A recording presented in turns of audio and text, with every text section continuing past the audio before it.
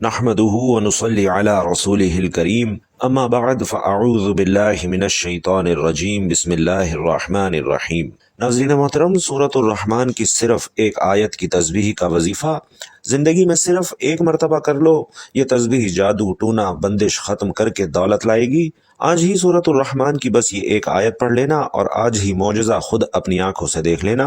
انشاءاللہ پیسہ، دولت، شہرت، گھر میں لڑائی، جادو ٹونے، ہر قسم کے مسئلے کا انشاءاللہ حل ہو جائے گا۔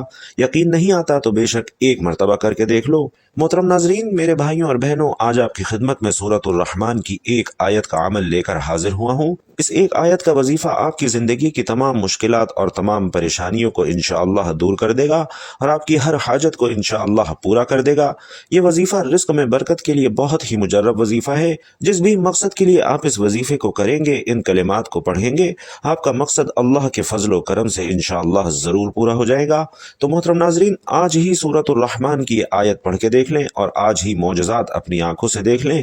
اچانک سے آپ کی تمام مشکلات ختم ہو جائیں گی، تمام حاجتوں کو غیب سے پورا کر دیا جائے گا۔ بھائیوں اور بہنوں، احادیث مبارکہ کے مطالعہ سے یہ بات پتہ چلتی ہے کہ چھوٹی چھوٹی نیکیوں پر بڑے بڑے ثواب کی بشارت ہے۔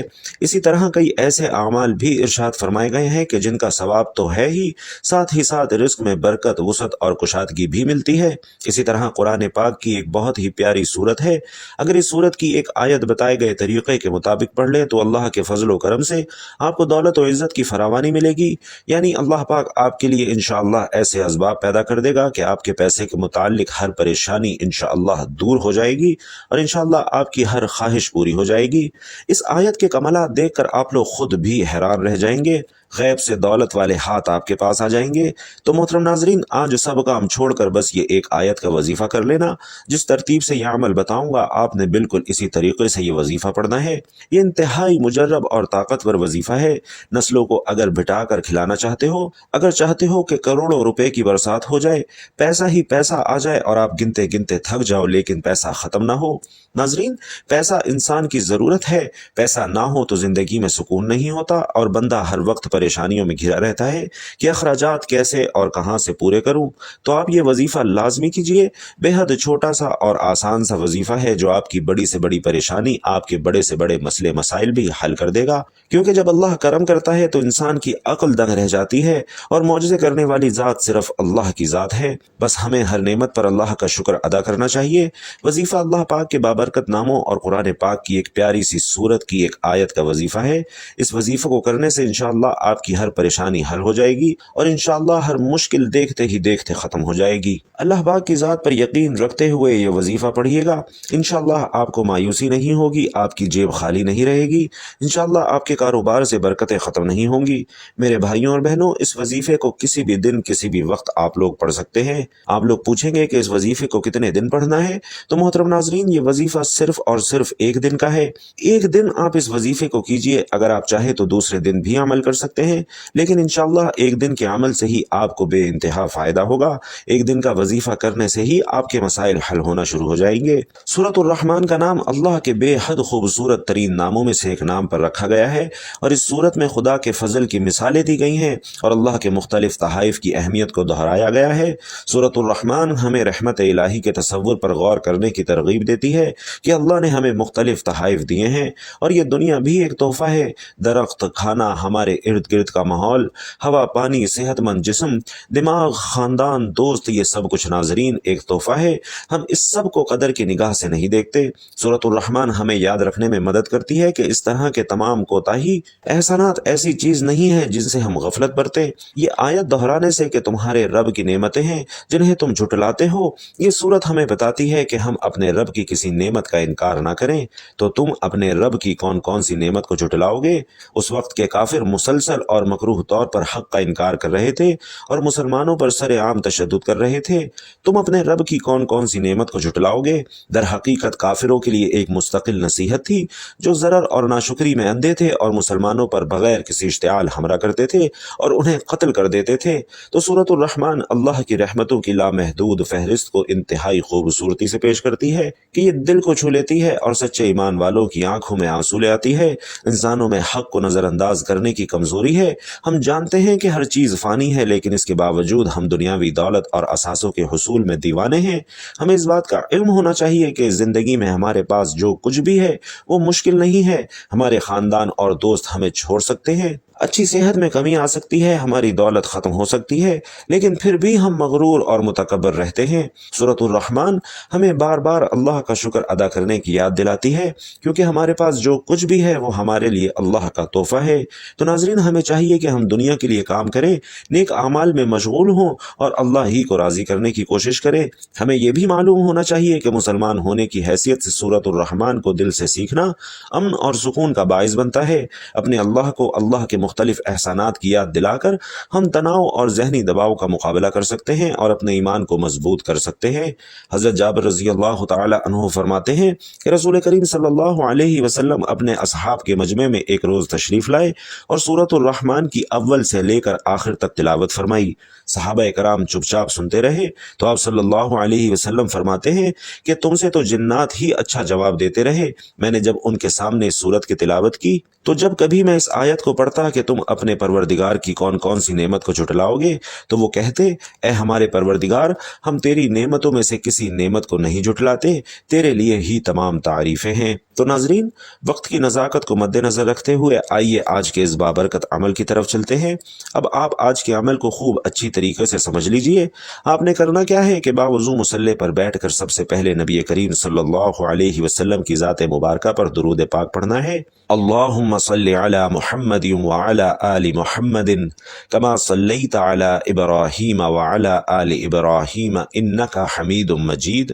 اللہم بارک علی محمد وعلی آل محمد کما بارکت علی ابراہیم وعلی آل ابراہیم انک حمید مجید۔ ناظرین محترم، درود پاک آپ کوئی سا بھی پڑھ سکتے ہیں۔ آپ چاہے تو آسان اور مختصر سا درود صلی اللہ علیہ وآلہ وسلم پڑھ لیں یا صلی اللہ علی محمد پڑھ لیں، لیکن یاد رکھیے کہ درود ابراہیمی کی فضیلت تمام درودوں سے زیادہ ہے، اور ہمارے پیارے آقا صلی اللہ علیہ وسلم بھی تمام درودوں میں درود ابراہیمی کو ہی سب سے زیادہ پسند فرماتے تھے۔ تو آپ نے کوشش کرنی ہے کہ درود ابراہیمی ہی پڑھیے۔ روز قیامت نبی کریم صلی اللہ علیہ وسلم کے سب سے زیادہ قریب وہی ہوگا جو سب سے زیادہ آپ صلی اللہ علیہ وسلم پر درود و سلام بھیجتا ہو۔ حضرت ابن مسعود رضی اللہ تعالی عنہ سے روایت ہے کہ رسول اللہ صلی اللہ علیہ وسلم نے فرمایا کہ قیامت کے دن لوگوں میں سے زیادہ میرے قریب وہ ہوگا جو سب سے زیادہ مجھ پر درود بھیجے گا۔ تو ناظرین، ہمیں درود شریف زیادہ سے زیادہ پڑھنا چاہیے۔ ویسے تو درود شریف کسی بھی وقت یا موقع کی قید کے بغیر کثرت کے ساتھ پڑھنا چاہیے، تاہم بعض مواقع ایسے ہیں جہاں اس کے پڑھنے کی خصوصی تاکید کی گئی ہے، اور ان میں سے کچھ تو مشہور ہیں کہ نماز کے آخر میں، اذان کے بعد، خطبہ جمعہ وغیرہ کے بعد۔ ان کے علاوہ مزید کچھ مواقع بھی ہیں۔ حضرت فضالہ بن عبید رضی اللہ تعالی عنہ بیان کرتے ہیں کہ نبی کریم صلی اللہ علیہ وسلم نے ایک شخص کو نماز میں دعا کرتے ہوئے سنا۔ اس نے آپ صلی اللہ علیہ وسلم پر درود شریف نہ بھیجا، چنانچہ آپ صلی اللہ علیہ وسلم نے فرمایا اس نے جلد بازی کی ہے۔ پھر آپ نے اسے بلایا اور فرمایا کہ تم میں سے کوئی شخص جب نماز پڑھ لے تو سب سے پہلے اللہ کی تعریف بیان کرے، پھر یہ کہ حضور کریم صلی اللہ علیہ وسلم پر درود شریف بھیجے، اس کے بعد جو چاہیے اللہ سے مانگے۔ حضرت عمر بن خطاب رضی اللہ تعالی عنہ فرماتے ہیں کہ بے شک دعا آسمان اور زمین کے درمیان معلق رہتی ہے اور کوئی دعا اوپر نہیں جاتی یہاں تک کہ نبی کریم صلی اللہ علیہ وسلم پر درود نہ بھیج لیا جائے۔ جب نبی کریم صلی اللہ علیہ وسلم کا ذکر کیا جائے تو ذکر کرنے والے اور سننے والے دونوں کو آپ صلی اللہ علیہ وسلم پر درود بھیجنا چاہیے۔ نبی کریم صلی اللہ علیہ وسلم ارشاد فرماتے ہیں کہ اس آدمی کی ناک خاک میں ملے جس کے پاس میرا ذکر کیا گیا اور اس نے مجھ پر درود نہ بھیجا۔ نیز ارشاد فرمایا کہ بخیل ہے وہ شخص جس کے پاس میرا ذکر کیا جائے اور وہ مجھ پر درود نہ بھیجے۔ تو ناظرین، ایک مرتبہ آپ بھی ایک پیارا اور مختصر سا درود صلی اللہ علیہ وآلہ وسلم ہدیۃً تحفۃً کمنٹ باکس میں ضرور لکھ دیجئے۔ ارشاد نبوی صلی اللہ علیہ وسلم ہے، جب تم مؤذن کو سنو تم بھی اسی کی طرح کہو جیسے وہ کہے، پھر مجھ پر درود بھیجو، کیونکہ جو شخص مجھ پر ایک مرتبہ درود بھیجتا ہے اللہ تعالیٰ اس پر 10 مرتبہ رحمتیں بھیجتا ہے، اس کے 10 گناہ معاف فرما دیتا ہے اور اس کے 10 درجات بلند فرما دیتا ہے۔ تو محترم ناظرین، درود پاک پڑھنے کے بعد آپ نے سب سے پہلے اپنے مقصد کی نیت کرنی ہے۔ آپ نیا گھر چاہتے ہیں، گھر مانگ لیجئے، گاڑی چاہتے ہیں، گاڑی مانگ لیجئے، آپ کو کوئی بڑی رقم درکار ہے، آپ وہ مانگ لیجئے۔ اپنے بیٹے یا بیٹی کا کہیں اچھی جگہ رشتہ کرنا چاہتے ہیں، اس کی نیت کر لیجئے۔ آپ کی اولاد نافرمان ہے اور آپ اپنی اولاد کو تابع کرنا چاہتے ہیں، شوہر نافرمان ہے، آپ کی بات نہیں مانتا، اس مقصد کے لیے پڑھ لیجئے۔ یا آپ اس طرح کیجئے کہ ساری اکٹھی حاجات کی نیت کر لیجئے۔ الغرض آپ کا جو بھی مقصد ہے، جو بھی حاجت ہے، اس کی نیت کیجئے، اور اس کے بعد آپ نے ایک بار تعوذ اور تسمیہ پڑھنا ہے، یعنی ایک بار اعوذ باللہ من الشیطان الرجیم بسم اللہ الرحمن الرحیم پڑھ کر وظیفے کا آغاز کرنا ہے۔ اور سب سے پہلے نمبر پر آپ نے جو وظیفہ پڑھنا ہے ناظرین کرام، وہ وظیفہ ہے حسبنا اللہ ونعم الوکیل، اور آپ نے یہ وظیفہ 11 مرتبہ پڑھنا ہے۔ جب آپ 11 مرتبہ حسبنا اللہ ونعم الوکیل پڑھ لیں تو اس کے بعد آپ نے دوسرے نمبر پر جو وظیفہ پڑھنا ہے ناظرین کرام، وہ وظیفہ ہے یا رزاقو کا۔ یہ وظیفہ بھی آپ نے 11 مرتبہ پڑھنا ہے، اور اس کے بعد آپ نے تیسرے نمبر کا وظیفہ پڑھنا ہے، اور تیسرے نمبر پر آپ نے سورۃ الکوثر پڑھنی ہے۔ بسم اللہ الرحمن الرحیم، انا اعطیناک الکوثر فصل لربک وانحر ان شانئک هو الابتر۔ سورۃ الکوثر قرآن کریم کی سب سے چھوٹی سورت ہے، لیکن بہت طاقتور سورت ہے، اور اس سورت کو دولت والی سورت بھی کہا جاتا ہے۔ اور محترم ناظرین، سورۃ الکوثر کے بے انتہا فوائد ہیں۔ سورۃ الکوثر تیسرے نمبر پر آپ نے پڑھنی ہے اور 3 بار اس کی تلاوت کرنی ہے، اور اس کے بعد جو سب سے خاص وظیفہ ہے اب آپ نے وہ کرنا ہے، وہ وظیفہ سورۃ الرحمن کی آیت فَبِأَيِّ آلَاءِ رَبِّكُمَا تُكَذِّبَانِ کا وظیفہ ہے۔ اس آیت میں اللہ تعالیٰ ارشاد فرما رہے ہیں کہ تم اپنے پروردگار کی کون کون سی نعمتوں کو جھٹلاؤ گے۔ تو ناظرین، چوتھے نمبر پر آپ نے اس آیت مبارکہ کو کتنی بار پڑھنا ہے؟ یہ سمجھ لیجئے کہ آپ نے یہ آیت 100 مرتبہ پڑھنی ہے، یعنی آپ نے اس کی ایک تسبیح مکمل کرنی ہے۔ اور جب آپ یہ سارے اعمال بتائے گئے طریقے اور تعداد کے مطابق پڑھ لیں تو اس کے بعد آپ نے وہی درود پاک لازمی پڑھنا ہے جو آپ نے عمل کے شروع میں پڑھا تھا۔ اب آپ کا عمل مکمل ہو گیا ہے۔ عمل کی مکمل ترتیب سمجھ لیجئے کہ سب سے پہلے باوضو مصلی پر بیٹھ کر آپ نے ایک بار نبی کریم صلی اللہ علیہ وسلم کی ذات مبارکہ پر درود پاک پڑھنا ہے، پھر اعوذ باللہ من الشیطان الرجیم بسم اللہ الرحمن الرحیم پڑھ کر اپنے مقصد کی نیت کرنی ہے، اور سب سے پہلے آپ نے حسبنا اللہ ونعم الوکیل کا وظیفہ 11 مرتبہ کرنا ہے، دوسرے نمبر پر یا رزاقو کا وظیفہ 11 مرتبہ پڑھنا ہے، اور تیسرے نمبر پر 3 بار سورۃ الکوثر پڑھنی ہے، اور پھر چوتھے اور آخری نمبر پر قرآن پاک کی سورۃ الرحمن کی آیت مبارکہ فَبِأَيِّ آلَاءِ رَبِّكُمَا تُكَذِّبَانِ کو 100 مرتبہ پڑھنا ہے، اور پھر آخر میں وہی درود پاک پڑھنا ہے جو آپ نے عمل کے شروع میں پڑھا تھا۔ اور یہ عمل کرنے کے بعد آپ نے رو رو کر گڑ گڑا کر اللہ سے دعا کرنی ہے، اپنی ساری مشکلات، ساری حاجات اللہ کو بتانی ہے، اور ان تمام حاجات کو آپ نے اللہ سے پورا کروانا ہے۔ اور ناظرین، ساری امت مسلمہ کے لیے آپ نے دعا کرنی ہے۔ انشاءاللہ اس عمل کی برکت سے آپ کی تمام پریشانیاں دور ہو جائیں گی اور تمام حاجات پوری ہو جائیں گی۔ یہ وظیفہ آپ کو باوضو حالت میں کرنا ہے۔ انشاءاللہ یہ وظیفہ آپ کی تمام مشکلات کو جڑ سے ختم کر دے گا اور آپ کے رزق میں بے پناہ اضافہ کرے گا۔ حضرت ابن عباس رضی اللہ تعالی عنہ نے نبی کریم صلی اللہ علیہ وسلم سے ظاہری اور باطنی نعمتوں کے متعلق سوال کیا تو آپ صلی اللہ علیہ وسلم نے فرمایا کہ ظاہری نعمت اسلام ہے، اور باطنی نعمت یہ ہے کہ اللہ سبحانہ و تعالی نے تمہارے بد اعمالوں پر پردہ کر رکھا ہے۔ ظاہری نعمت صحت اور تندرستی ہے اور انسان کا ایسا اخلاق ہے۔ ظاہری نعمت صحت، تندرستی اور انسان کا اچھا اخلاق ہے، جبکہ باطنی نعمت ایمان اور عقل ہے۔ ظاہری نعمت وہ ہے جو آنکھوں سے نظر آتی ہے، مثلا انسان کا عہدہ، منصب، مرتبہ، اس کا حسن و جمال اور عبادت اور اطاعت کی توفیق، اور باطنی نعمت انسان کے دل میں اللہ تعالیٰ کا علم، اس پر حسن یقین اور اللہ تعالیٰ کے بندوں سے مصائب اور غم دور کرنا ہے۔ ناظرین، سورۃ الرحمن میں 31 بار ذکر فرمایا گیا ہے، اور بار بار اس آیت کو ذکر کرنے کا فائدہ اس آیت کے معنی کو ذہن میں راست کرنا ہے اور اس کی اہمیت کو اجاگر کرنا ہے، کیونکہ جو چیز جتنی اہم ہوتی ہے اس کا ذکر بھی اتنی مرتبہ کیا جاتا ہے، اور جس چیز کے ذکر میں لذت ہو اس کا ذکر بھی بار بار کیا جاتا ہے، اور رب کی نعمتوں کے ذکر سے مسلمانوں کو لذت حاصل ہوتی ہے، اس لیے اس کا بار بار ذکر کیا گیا ہے۔ ناظرین محترم، سوچئے کہ یہ بھی تو ممکن تھا کہ ہم کسی ہندو یا کسی اور مذہب سے تعلق رکھنے والے گھرانے میں پیدا کر دیے جاتے اور پھر اسلام کی تلاش کر کے اس میں داخل ہوتے، مگر میرے رب نے ہمیں یہ اضافی نعمت دی ہے۔ اگر ہم اللہ کی اس نعمت کے شکر میں مصروف ہو جائیں کہ اس نے ہمیں بحیثیت مسلمان پیدا کیا اور بحیثیت مسلمان ہی انشاءاللہ ہماری موت متوقع ہے، تو شاید عمر بیت جائے مگر اس نعمت کا شکر ادا نہ ہو پائے۔ زندگی کو اگر دل فریب اور آسان بنانا چاہتے ہیں تو لوگوں میں نقص نکال نکالنے کے بجائے اپنے رب کی نعمتوں کو گننا اور ان کا شکر ادا کرنے کی عادت بنا لیجئے۔ یقین کیجئے کہ زندگی خوبصورت اور بابرکت ہو جائے گی۔ امام قرطبی فرماتے ہیں کہ جب لوگ ہجرت کر کے مدینہ پہنچے تو ان کا تمام جو کھانے پینے کا سامان تھا ختم ہو چکا تھا، چنانچہ انہوں نے اپنا ایک آدمی نبی پاک صلی اللہ علیہ وسلم کی خدمت میں بھیجا کہ ہمارے کھانے پینے کا کوئی انتظام کیا جائے۔